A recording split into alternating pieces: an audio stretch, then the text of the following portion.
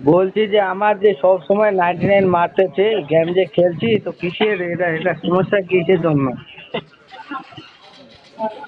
System check করে দেখতে পাচ্ছি এর আগে আপনি আমাদের সাথে যোগাযোগ করেছেন। কারেন্টলি আপনি স্যার আজকে ডেটা পুরো ইউজ করে ফেলেছেন, অ্যাকাউন্টে একটা ডেটা ব্যালেন্স নেই। হ্যাঁ, রিচার্জ আজকে করেন আমাদের দেখাটা ডেটাটা তো অফার এখনই সাথে খতম হলো না, না কন্টিনিউশন ইউজ করে। এখনই খতম হলো। এখন কয়টা বাজে? 10টা 48 বাজে, মানে 10টা হ্যাঁ, 10:30টার দিকে খতম হয়ে গেছে আমার ডেটাটা।